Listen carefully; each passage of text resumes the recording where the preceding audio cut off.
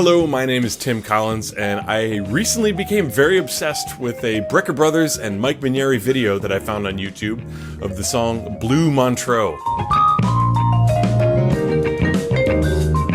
It is awesome, and I plan to show you exactly why. So let's get into it. Incorrect title there on the screen. There's Tony Levin playing the Chapman stick. Steve Kahn on your left, the guitar player. There you see Randy Brecker with the beard and the sunglasses.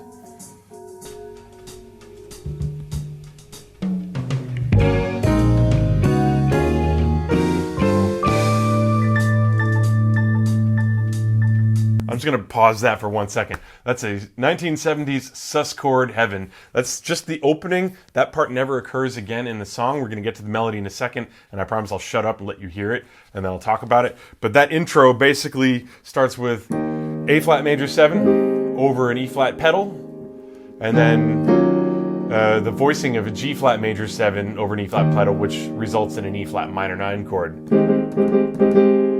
And then that little break was a bunch of sus chords with A flat, B flat, D flat, E flat, F, G, A. And then, also by the way, this freeze frame right here is about as close as Warren Bernhardt gets to being in any of the camera shots. I don't know who he angered before filming this, but they definitely went out of their way not to show him at all in this video.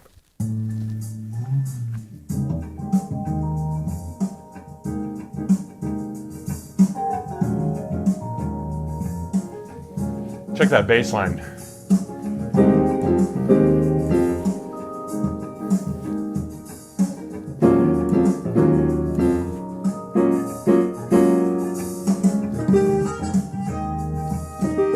E flat major triad.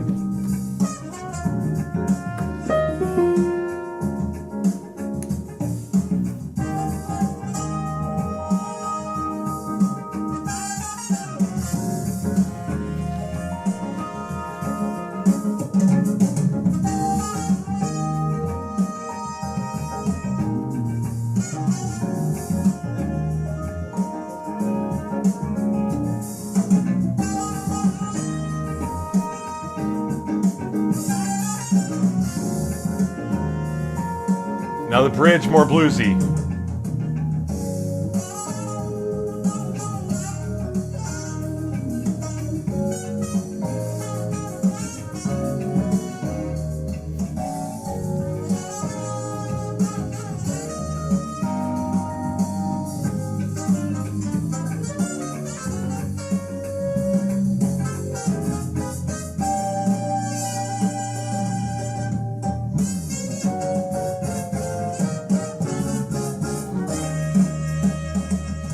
Drum fill.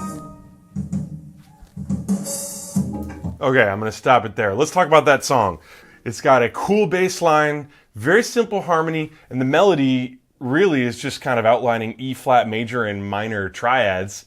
And the way it jumps around, it actually gives it a very bluesy feel. Here are the chords.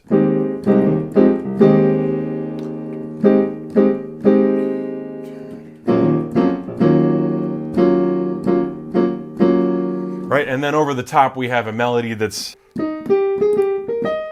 something like that, very E flat major, and then, which is a blues riff, but it's also outlining the E flat minor triad. There's slight variations every time, which keeps it fresh in the ear, keeps it from getting too pattern oriented or too monotonous. And then we have the little B section, which goes 4, 5, 1, but all sus chords. And actually there's that little passing, like it's a sus to a diminished to the resolved to the 1, and then the second time around it's a little different. It's and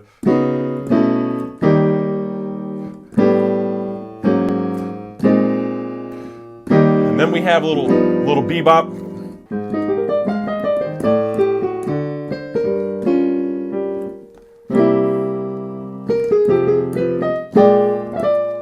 And then the kicker, we have what essentially is a send-off at the end of the tune. 2, 3, 4, ba-da. All right, let's listen to some Randy Brecker. This is gonna knock your socks off.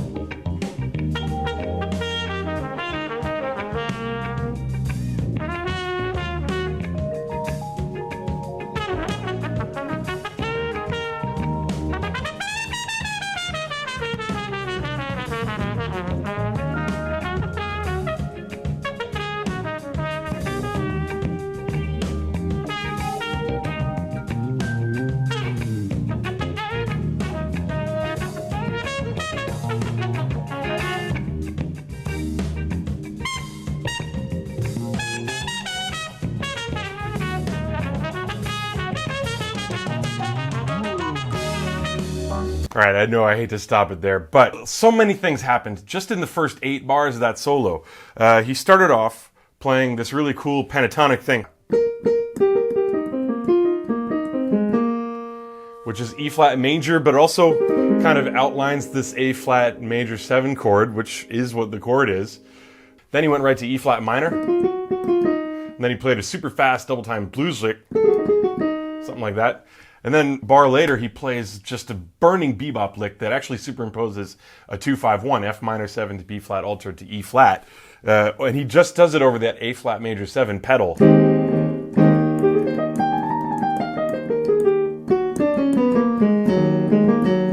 He introduced a lot of different dynamic levels. He implied many different time feels just within the way he was phrasing the 8 notes. You could hear the difference from when he was trying to invoke blues feeling. He can get so much nuance into every note that he plays. He could play the same melody 3 times and giving you 3 different feelings with each of it. E flat 7 sharp 9, and then it goes down in thirds. C 7 sharp 9, A 7 sharp 9, and then F sharp 7 sharp 9. And then we have kind of a riff. It's similar to the opening bass line, but it's on A flat 7, which they sometimes play as a sus, and then sometimes they sort of play a G flat sus over A flat. Let's check the rest of Randy Brecker's solo.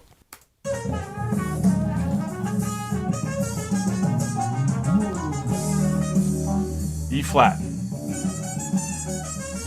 blues licks, C7.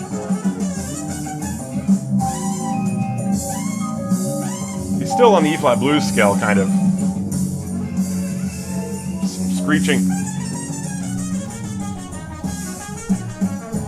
Now we're in A flat.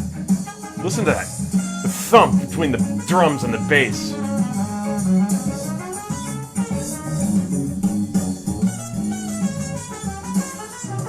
That was an F sharp blues riff over the A flat.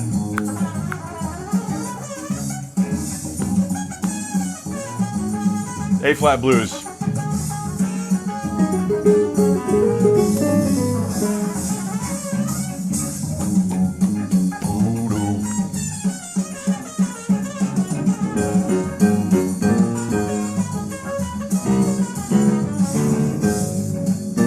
This is now the bridge from the actual tune.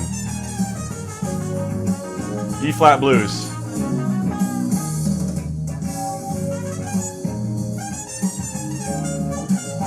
Now we get some bebop. 2-5-1 to G, F minor, B flat, and the send off.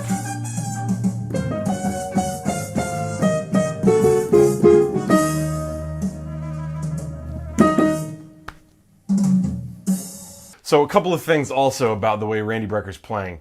There's natural push and pull within each phrase, and you hear everybody picking up on the same thing. This is what happens when a band is really playing together. They're all listening to each other. They're listening to each other in mid-phrase. Steve Jordan, as he was leading into that sharp 9 chord section, the section that goes down here, the part where Randy Brecker really started to turn it up a notch in terms of playing some really high and loud and captivating bluesy riffs. You notice that they both played a fill that led right into it. Steve Jordan is going, and Randy Brecker is basically going down a blues scale as if he's the drummer going down the tom-toms and landing on that one. It's exactly together. If you go back and listen to it, you'll hear what I'm talking about.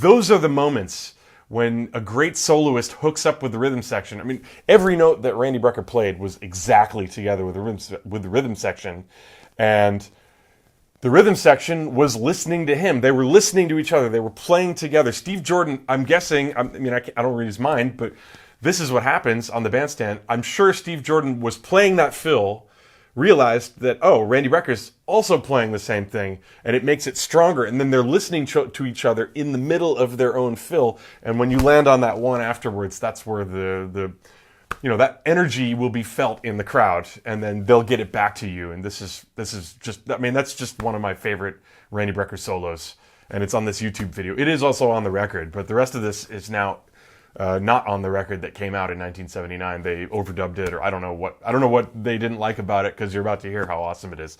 Here's Mike Mainieri's vibraphone solo.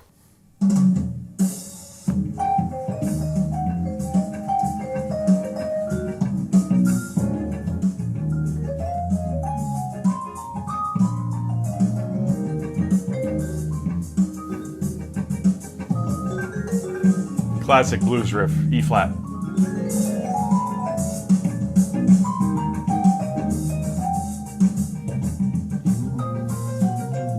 Quoting the melody.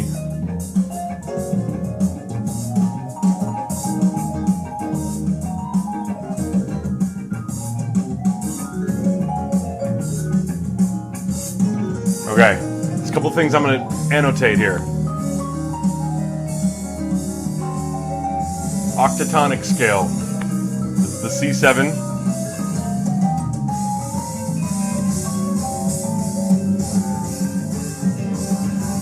This will be like point number 1 when I talk in a minute.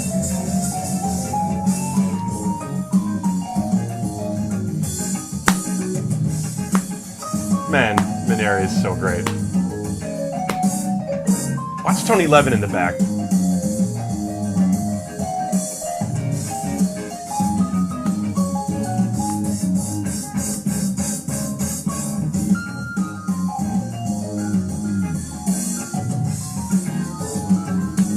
This is number 2.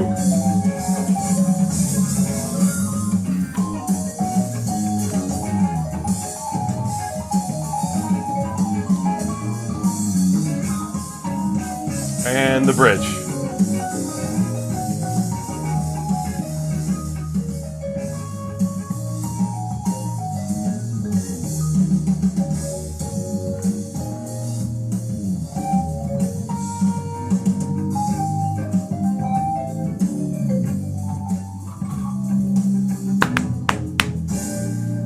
And the send-off.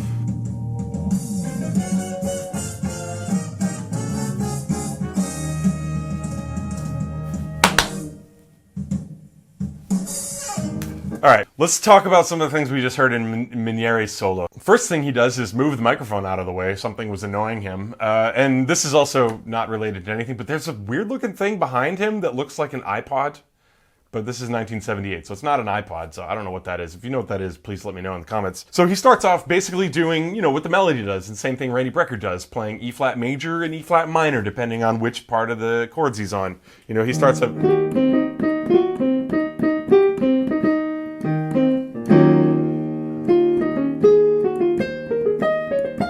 That's an E flat Dorian scale that he played. He played that one blues riff. I mean, that's another facet of the great improvisers. They never get too far away from playing blues, right? You play something a little bit more out, you play a blues riff to bring it back in, to keep people's ears tuned into what you're doing. And that's what he did. That's what Randy Brecker does. That's what Michael Brecker's gonna do in a minute. And but there's 2 moments in his solo where he does really cool stuff that actually inspired me to go get on the vibraphone and try it. And it has all to do with the octatonic scale. So half whole octatonic scale. And it's a symmetrical diminished scale. And within that scale there are 4 dominant 7th chords. You could play a C7, A flat, A7, G flat 7 and E flat 7. Those are the exact chords of the section. And when Mainieri plays, first he plays E flat blues, and then when the chord switches to the C7, he goes something like that. He's just arpeggiating the triads.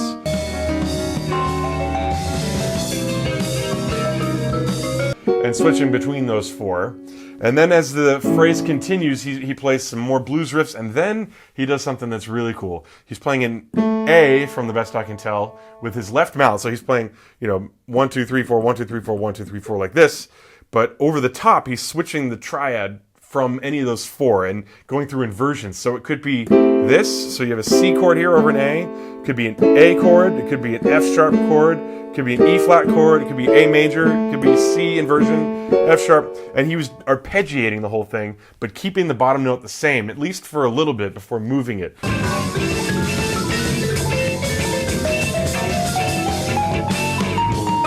Something like this.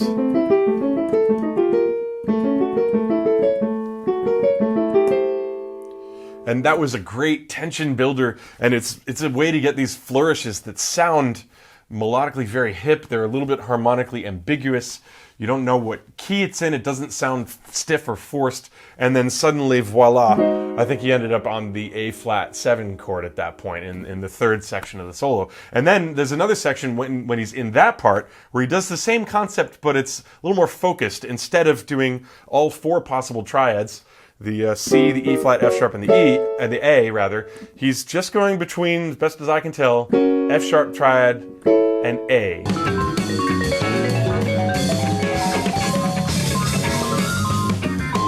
So along the lines of this.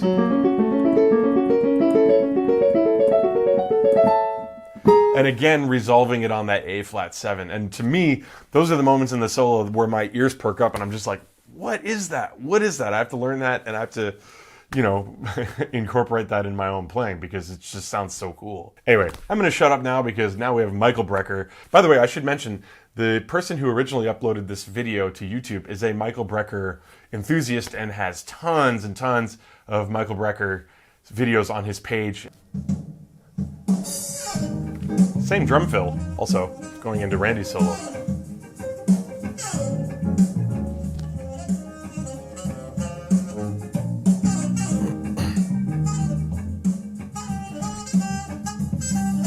That's a Joe Henderson quote. I'm just going to stop there.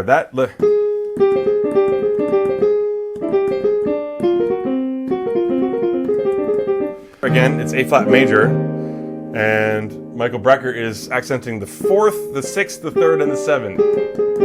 And that's a riff. I'm pretty sure that's a Joe Henderson riff. I know I've heard Joe Henderson play it, so my guess is that Michael Brecker was paying homage to Mr. Henderson. And then when it's on the minor chord, he just shuffles it down to the 3rd, the 5th, the 2nd, and the 6th. So we have this shape. All right, that's the tip of the iceberg with Brecker. So here we go. Let's keep going.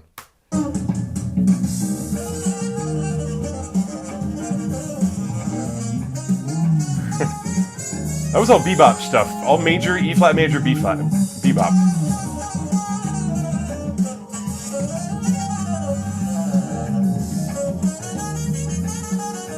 E flat blues. Just that one really fast double time riff where you hear sort of a different color. In that spot, I think he was using a diminished scale over the A flat. So instead of playing A flat Lydian or E flat major, he was playing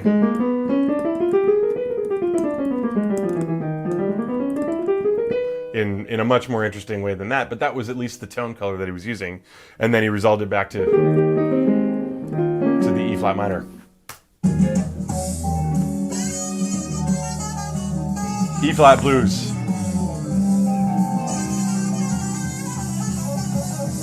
That's that octatonic, same thing.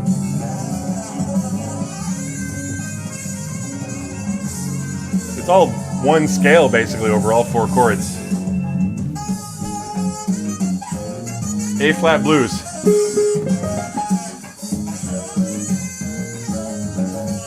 That was A flat major, but with a flat 6th. That little riff right there, I spent some time trying to figure out. He's playing. So that's on the A flat dominant 7th chord, and he's playing.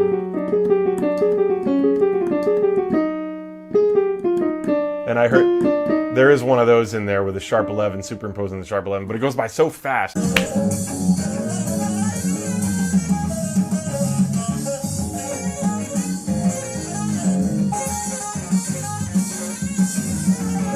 Steve Kahn, by the way, unsung hero of this track.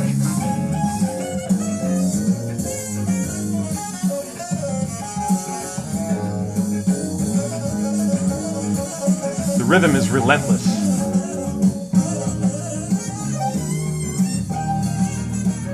What a master.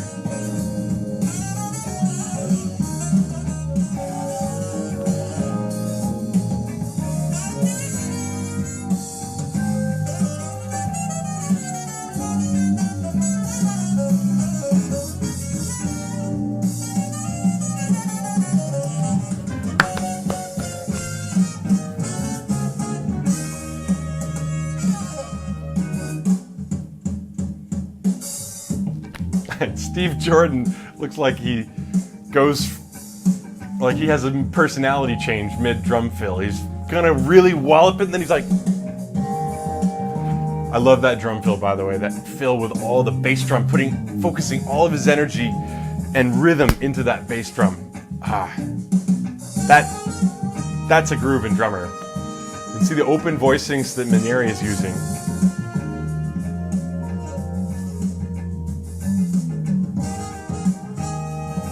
Mike Mainieri really knows how to compose songs that allow the fantastic soloists lots of space for creativity. They're not difficult. Like, there's nothing about this tune that's difficult, really. It's just a brilliant piece to showcase these amazing musicians.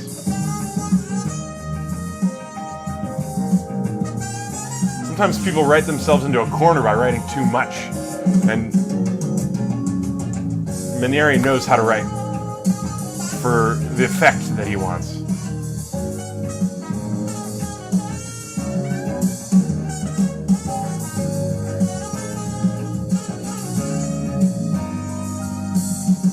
And of course, the natural result of any song that has a strong send-off at the end is that it turns into a hard rock and vamp out. That sounded good. Let's hear it again. Oh yeah, Tony Levin. Let's all dance.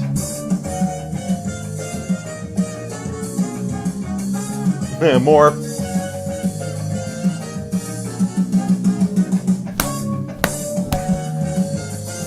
Those little offbeat punches are so great. I love it.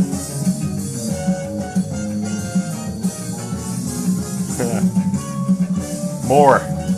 Not done yet.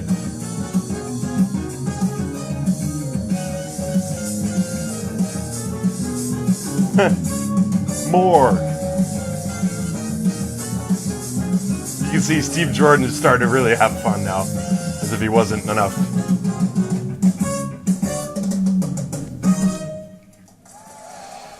I hope you're convinced that that is an amazing performance by amazing musicians. I tried to make it interesting. I hope you enjoyed the video. If you like this kind of video, please let me know, because this is kind of an experiment on my end. So yeah, please subscribe and have a wonderful day and enjoy your lives because of music, because music makes everything about life better.